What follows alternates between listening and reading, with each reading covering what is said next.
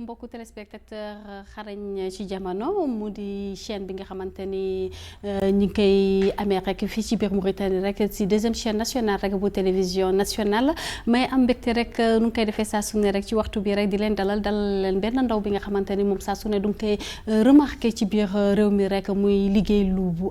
mucc ayib lu jéggi dayoo rek ngir fësal li nga xamante ni moom mooy koom-koomu réew mi wala fësal li nga xamante ni moom mooy yaakaar bu ñu teg ci ndaw yi rek pour ñu mën a jëmal réew mi ci kanam bokk ci développement pays bi yëpp tey nag may am mbégte ci numéro bii rek may dalal benn ndaw macha allah di sama rakk di sama doom su ma neexee rek muy Alia Abbas. Alia nuyu naa la. di nuyu ñëpp ñu nuy seetaan instant bii nii. waa Alia di la wax bismillah rek ci émission xarañ ci jamono. merci beaucoup xam nga xarañ ci jamono yaa ngi koy seetaan ci réseaux sociaux yi. waaw noo ko gisee. ça va neex na ma trop. ok merci tey nekk comme nun ko xamee rek ni émission xarañ ci jamono dafa am ay rubrique dafa am ñetti rubrique gëstu waxtaan bi bu ñu gëstoo waxtaan bi ba pare xamal leen ka ngeen ñu waxtaan ci bu ñu ci dellu si après ñu dem ci rubrique CD maanaam ay témoignage ñu jël ay nit yu nekk ci en dehors ci biir plateau bi rek ñu indil ñu ñoom nan gis-gis la ñu am ci métier bi ñuy waxtaanee léegi bu ñu ci paree ñu dem ci li nga xam moom mooy yedd ndax nit ki boo ko gëstoo ba pare nga seedeel ko il faut nga yedd ko xam nu muy jaar kon nekk loolu moom mooy ñetti rubrique yu nekk ci biir xarañ ci jamono lu ñuy def rek moom mooy damay ànd ak sama réalisatrice bi rek Mariam rek mu yóbbu ma sama premier élément rek muy gëstu waxtaan bi.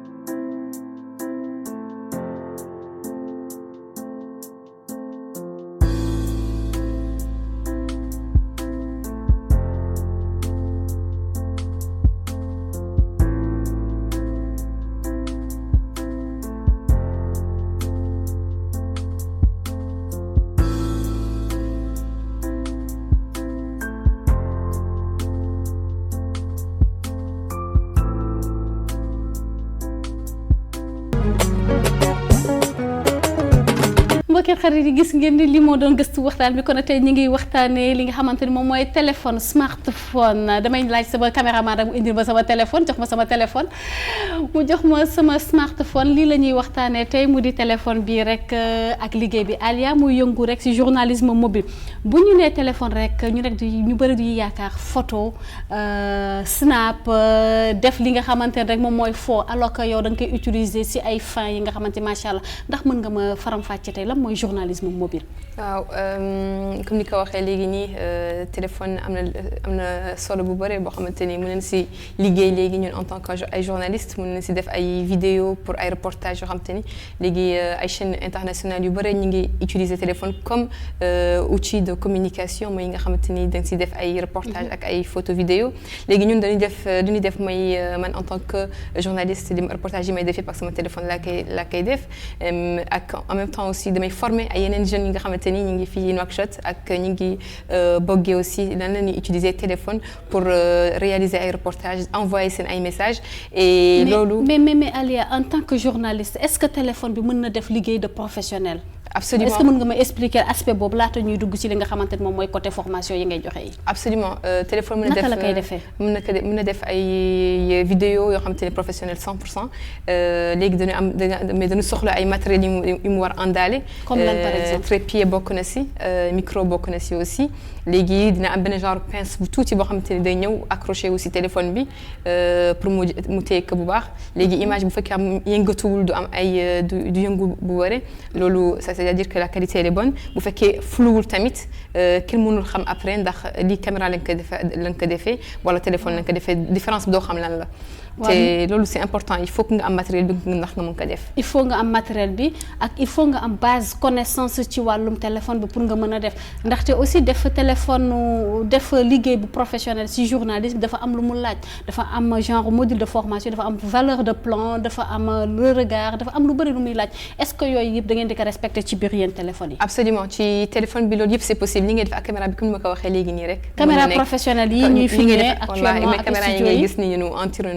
caméra yi lu muy def téléphone léegi mën na ko def et encore téléphone moo gën a simple parce que caméra bi soo ko yëkkatee dafa diis ba pare ku ñëw gis la da ngay ne sore yaa ngi filmer ak caméra képp ku romb dina la gis ak fa mu ci sore bu fekkee yaa ngi yore téléphone kenn du la remarqué bu fekkee dañ lay remarqué dañ lay gis ni yaa ngi filmer benn wala ñaari nit wala du bëri en tout cas waaye boo fekkee yaa ngi yore téléphone da ngay gën a mun filmer moo gën a ñoom moo gën a oyof da ngay déplacé wu te loolu c'est plus important c'est plus intéressant en fait en même temps c'est un outil pour ndaw ñi pour les jeunes donc li leen di arrangé mooy lan mooy téléphone boo xamante ni dafa oyof dafa simple ak matériel bu simple boo xamante ni ñoom dinañ mën jëfandikoo ak moom. ok mais est-ce que da ngay respecter les mêmes normes yu respecter ak caméra parce que caméra aussi comme ni ma koy waxee tout le temps rek dafa am ay contre-jour dafa am na ngay filmer dafa am est-ce que yéen da ngeen di ko respecter les mêmes valeurs de plan est-ce que da nga koy am ci biir téléphone lépp lu nekk ci caméra professionnelle loolu lépp mi ngi ci biir téléphone yi absolument ci formation bi ñun dañ leen di damay jàngal samay stagiaires tout le temps lan la ñuy filmer lan la ñuy defee nit ki si la règle des tiers xam nga lan lañ koy waxee mooy maanaam ñaar ci benn ci ñaar loolu yëpp dañ leen di koy wan ak téléphone bi ñett autant pour moi ñett ci ñaar benn ci ñett mu ngi noonu léegi loolu yëpp dañ leen ko mën ak téléphone bi ba pare loolu loo xamante ni même boo jàngee filmer ak caméra mën nga ko def ak téléphone ay réflexe la loo xamante da ngay gis koo xamante ni professionnel la mi ngi yore caméra mais du xam loolu yëpp da ngay yore caméra di filmer ak contre-jour léegi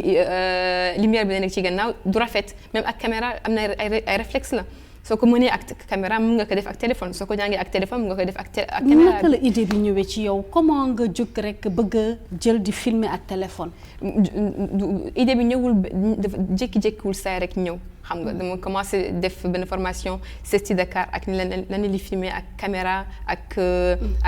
appareil photo ak li ñuy defee montage yooyu yëpp pour ma nekk journaliste reporter d'image ma jógee foofu ñëw Mauritanie mu am benn formation boo xamante ni ci journalisme mobile. bu xamante ni ci Slice Up ñoo ko doon def benn association française ba xamante ni benn journaliste français moo ko def ak beneen franco-mauritanien koo xamante ni dafa bokk ci Mauritanie. ñoom ñoo lancé association bi ñëw def fi ay formation pour ay journalistes ma bokk si yàlla def ma am chance bi pour ma bokk ci formation bi. léegi bi ma si bokkee ma gis ni loolu c'est possible ak foofu laa jógee nag commencé di former ay yeneen jeunes yi nga xamante ni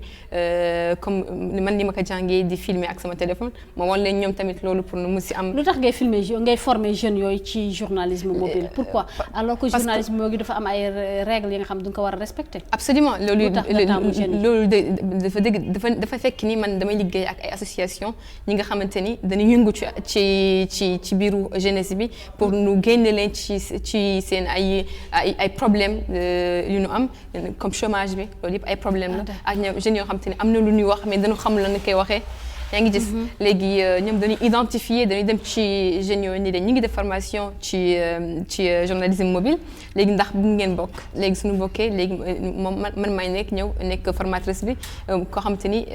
moom moo leen di wan nan la ñuy def nan la ñuy filmer mais critères yi ngeen di cibler pour jël jeunes yooyu pour repérer jeunes yooyu dafa am ay critères yi ngeen di laaj jeune bi il faut mu nekk jeune rek ou bien il faut mu am yenn connaissance ci téléphone wala yenn connaissance yi naka ngeen di defee. formé naa ba tey ay jeunes yoo xamante ni amuñu benn idée ci nan lañu mën a utiliser téléphone lu dul pour Facebook lu dul pour Instagram lu dul pour ay réseaux sociaux loolu rek lañ si xam am ñoo xamante ni dañuy dugg ci formation bi ni man de avant nii laa doon jëlee sama ay photo tey dootuma ko defetee noonu léegi damay def photo yi comme yow ni nga ma ko wanalee te loolu moom je pense que vers la fin su ma stagiaire yi waxee loolu damay kontaan parce que damay naan ok donc changé naa dara si seen ay vision kon ñoom jàng nañu lu bees loo xamante ni ñoom daan ko mën utiliser ci seen ay liggéey léegi ay jeunes yoo nga xamante ni comme ni nga ko waxee nan la leen di def ba identifier leen def fekk ay jeunes yoo xamante ni dañuy yëngu déjà ci ay yeneen association léegi dafa am benn association boo xamante ni Citoyens Debout la dañuy liggéey ak yeneen association léegi dañuy recruter dañuy jël jeunes yi pour ñëw bokk ci formation bi léegi bu ñu ñëwee ci formation bi am ñoo xamante ni mën nañu filmer am ñoo xamante ni xamuñu lan la ñuy filmer ñëpp mënul nekk au même niveau d'information ñëpp mënu am même level bi da ngay gis ñoo xamante ni mos nañu jàng filmer xam nañ lañ koy defee ak caméra ñeneen ñoo xamante ni mosuñ ko kim sax mosuñ ko def léegi man damay ñëw wanal leen li ngeen xam ma yokk si ba pare ñoom man dama leen di wan waaye tamit damay jàng si ñoom à chaque fois su ma nekkee ak ñoom damay jàng si ñoom lu bëri parce que à chaque fois damay poser ay questions yoo xamante ni yu pertinentes yoo xamante ni da ngay naan ok donc lii moo doon problème ci formation bële ñi nga xamante ni groupe bi comprendre woon ko woon kon man maa defoon erreur bi ndaxte groupe bi ils ont identifié le problème parce que le problème si man awma benn gêne awma benn problème pour wax ne man maay problème bi parce que ñun ñëpp ay jeunes lañu on a le même âge amul benn problème soo fekkee gis nga ni man li may def mënuma ko danga may naan du nii man ma jàng si yow après ma tamit ma wan leen ñëw ah non du nii da nga koy defee affaire bi dañuy kii sax benn genre exchange la dañu may jox ma jox leen noonu la léegi yan genre thématique lay xale yooyu en général c'est vrai ñu ngi si vie associative et tout mais yan genre thématique moo leen di gën soxal moom la ñuy gën a filmer parce que aussi c'est des outils ya nga xamante ni c'est à la portée de tous ñëpp mën nañ ko am léegi nag est-ce que yéen da ngeen di sensibiliser aussi pour que ñoom ñu mën ko utiliser de côté positif aussi absolument ñoom reportage yu ñuy def yëpp mooy ay reportage yoo xam ne dañuy mettre en valeur yeneen jeunes ak yeneen association yi nga xamante ni ñu ngi def liggéey boo xamante ni dafa rafet liggéey boo xamante ni par la force gisuñu ko maa ngi télé mais defuma mauvaise publicité pour la télé mais doo ko gis ci télé bi donc doo ko gis ci télé bi te soo gisee ñoom liggéey bi ñuy def te gisoo ko da nga xam ne lii c'est extraordinaire bëgg naa rek benn jour nga ñëw ci fin kim sax formation nga xool vidéo yi ñu projeté da ngay naan mais xaw ma ni woon lii am na Mauritanie te à chaque fois loolu la may wax ci fin formation bi dañ may naan le travail sur le terrain moo dàqoon ci formation bi yëpp ak fin bu après montage bi parce que montage bi tamit ci téléphone lañ koy defee application bi nga xamante ni mu ngi tudd KineMaster comme KineMaster application boo xamante ni dafa professionnel ak application boobu la ñuy defee montage bi léegi vers la fin à chaque fois les jeunes damay naan musuma xam ni mun nañ def lii yëpp ak téléphone te loolu lu xamante ni lu neex la soo ko déggee lu neex la franchement. d'accord léegi format yi nga xamante ni moom ngeen di filmer aussi ak thématique yi loolu yëpp da ngeen di ko choisir. ñoom ñooy choisir ñun dañ lay bàyyi liberté totale ñoom ñu choisir seen ay sujets. duñ leen imposer dara dañuy def ñun mos nañu def dañuy wax parfois mos naa def benn formation sur les droits de l'homme sur les EMGF wala sur les droits des femmes léegi ñoom ñooy choisir damay def ci viol wala damay def ci harcèlement wala damay def ci mariage précoce ñoom ñooy choisir. mais comme ay débutants est-ce que da nga leen di jàngal le choix du sujet choix de l'angle, les questions pertinentes yu ñu war a def pour ressortir. dama leen di wan ni carrément mariage précoce benn sujet la mais ni koy defee mën na am 1000 façons boo xam te ne koy defee yow léegi dama leen di poser benn question léegi loo bëgg envoyer comme message ci sa reportage. mais est-ce que loolu jàppaloo Alia ni da ngay yombal liggéeyu journalisme est-ce que ñun ñuy journalistes yi tey daañu am ay nit yu ñuy woo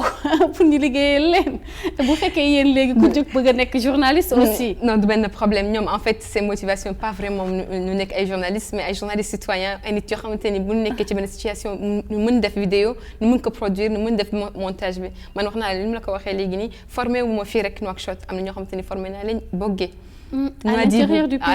pays du ma nekk rek Nouakchott am na ñoo xamante ni ñu ngi PK 12 par exemple dem naa foofu temps yi yàggul def naa formation ak 20 jeunes ñu fa nekkoon ma formé leen ci ñuy defee reportage léegi ñoom ci biir association bi daanu mën defal seen bopp seen ay vidéo daanu mën defal seen bopp seen ay photo pour visibilité ci réseaux sociaux yi nan la ñuy alimenter seen ay page Facebook nan la ñuy defee seen ay Twitter ak seen ay Instagram. da leen di jàngale stratégie digitale alors. absolument loolu lépp dañ leen di koy wan nan lañ koy defee. macha même allah Facebook même sax bu ma nekkee woon bëgg tamit jeunes yi fa nekkoon loolu laa leen jàngal parce que nan lañ koy defee ak am na koo xamante ni gis naa ko temps yi mi ngi def ay photos mi ngi liggéey ci benn caravane grâce à la formation après la formation moom mi ngi def ay photos te ñu ngi koy fay ndax loolu ma kontaan trop bi ma gisee loolu temps yi. di liggéey li nga xamante ni moom mooy xeex chômage xeex aussi li nga xamante ni moom mooy xale yi rek di toog di xaar nguur gi di xaar état bi rek yaakaar naa benn volet la buñ fa jaaree rek mën a def li nga xamante ni moom mooy mën a faj suñuy besoin bañati di xaar rek comme jàng naa ba pare il faut nguur gi wutal ma ay place ci loolu rek gëstu woon nañu di dem ci ñaareelu rubrique bi rek mu di rubrique seede. Journalisme mobile moo xew ci jamono en fait je dirais pas que moo xew ci jamono mooy xale yi li ñuy def instant bi nii parce que gis nañu ne ku nekk xale boo gis wala jeune boo gis mu ngi yor benn smartphone or que smartphone njëriñam du seulement di connecté ci Facebook du seulement di snap wala di connecté ci WhatsApp am na beneen njëriñ mooy lan jël ay vidéo wala jël ay photo yoo xam ni mën nga ci jëriñu askan wi jëriñoo ci de ce fait moo tax ñun suñu bërëb liggéeykaay mooy citoyen debout dañoo jël benn aspect moo xam ni valoriser moo xam ni xale loolu la ñuy def gis nañu par exemple def nañu ay formation sur les MGF qu'est-ce que nous faisons dañu jël xale yi former leen ci journalisme mobile nañuy filmer ci smartphone nan la ñuy monter ci smartphone ñu jël leen yóbbu leen ci dëkk bi ñuy filmer ay imam ñuy filmer ay ulema ñuy filmer ay sage-femme ak ñeneen ñu wax ñu lan mooy MGF et les conséquences des MGF en fait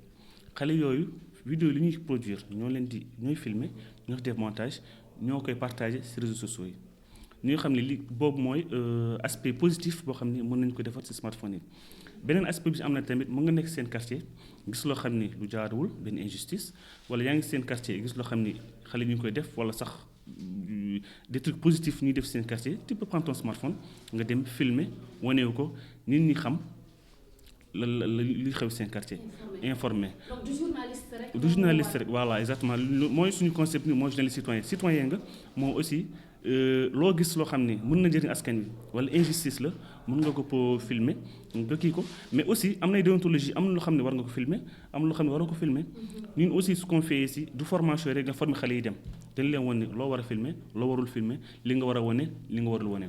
parce que la personne aussi elle a ce qu'on appelle droit à l'image bu la personne nee na bu ma filmer wala bu ma génnee war ko génne donc processus la boo xam ne day dem ba journaliste citoyen ba déontologie ba éthique et tout c'est comme ça la ñuy defar xale yi moo tax bu ñu demee ils produisent des films de haute qualité parce que avec les smartphones gis nañu léegi mën nañu filmer en 4K en haute définition léegi sax am na yenn télé sax que ce soit France 24 wala Brut wala BFM gis nañu si ils utilisent parfois des images filmées par des smartphones et monté avec des smartphones léegi pour dire que léegi dafa xew si jamono en fait mais nag on veut ñu utiliser ko si côté positif. mbokk yi macha allah ñuy saluer de passage ki nga xamante moom tamit formateur la mu di Abou Dicko macha allah Alia lu mu wax li am na solo moom tamit nee na comme li nga wax fii léegi rek formé nañu ay nit xool leen la nga xamante ne moom mooy bu ñuy bëggee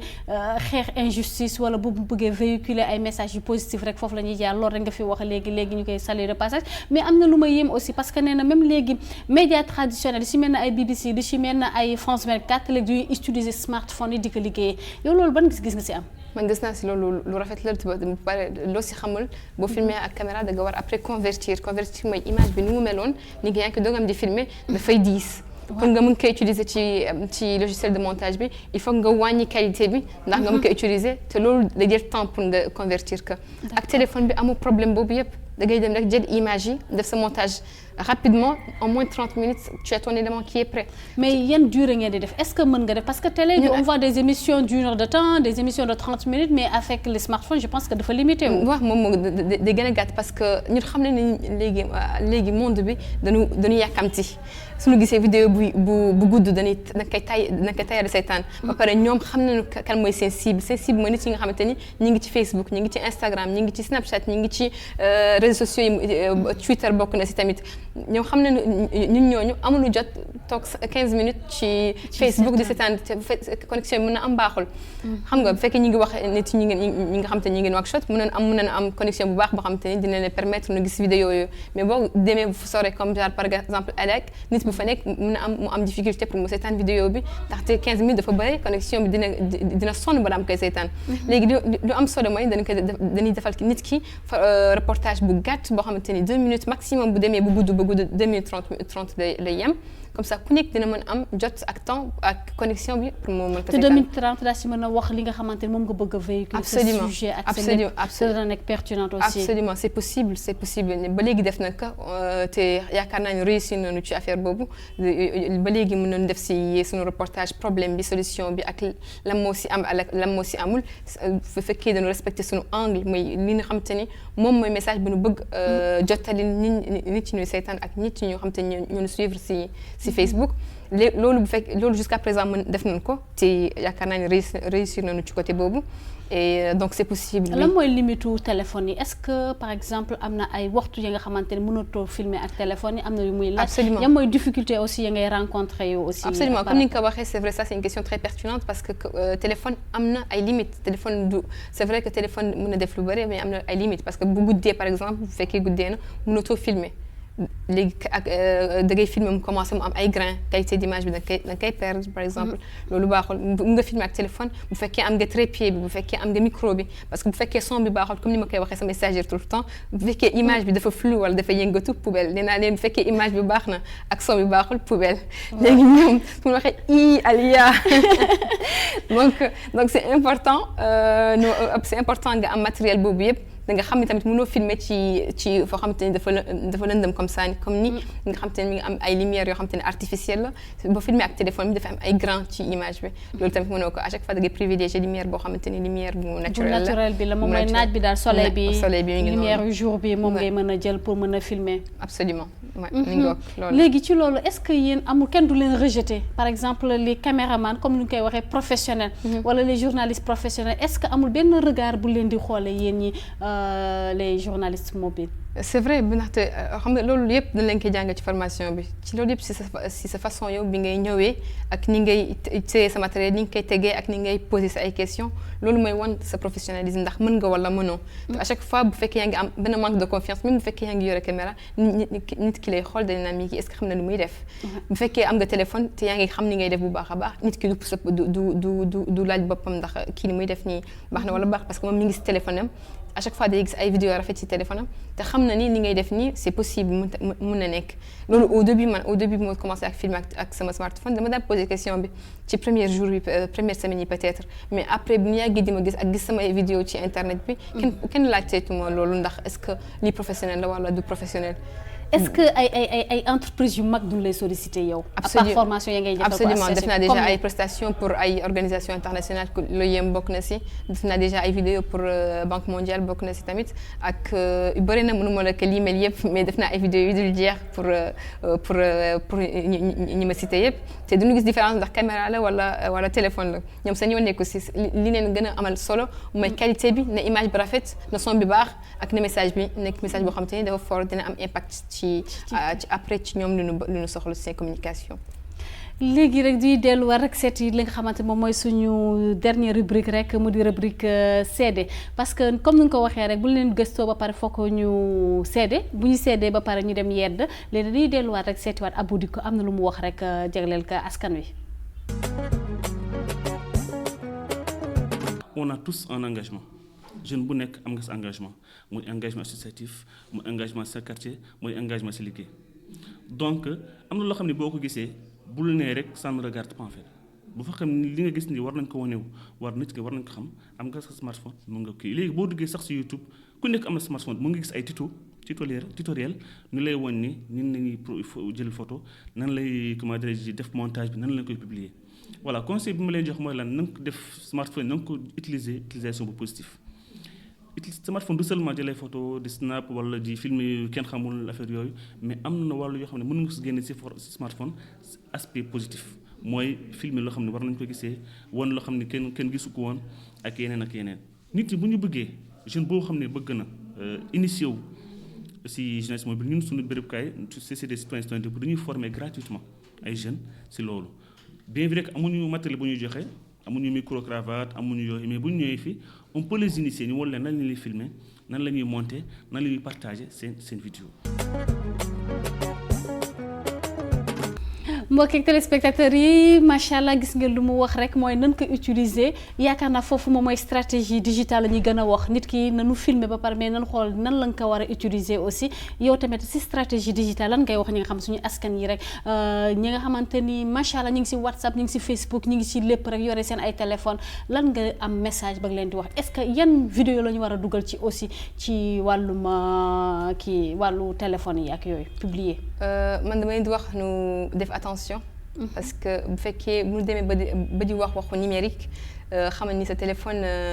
mun na la dugal ci problème da ngay naan awma lu may nëbb sama téléphone mais bés bu la ko sàccee wala bés bu nga xamante ni da nga teg nit mun am accès sa ay données da ngay nekk ci problème mun na la sax si menacer donc da ngay ma di wax vraiment def attention. loolu moom mooy li ngay dugal si ay contenu yi ngay def si biir téléphone contenu yi ngay dugal sa téléphone ak beneen chose encore bu mu xamante ni bëgg naa vraiment nit ñi ñu xam ko suñu gisee vidéo boo xamante ni baaxul par exemple ñu ngi si wan nit boo xamante ni mi ngi ci situation boo xamante ni dafa ñaaw rafetul nañu xam ne nit kooku am na ay famille am na ay mbokk suñu jëlee vidéo bi di ko def seen ay statut waa di ko def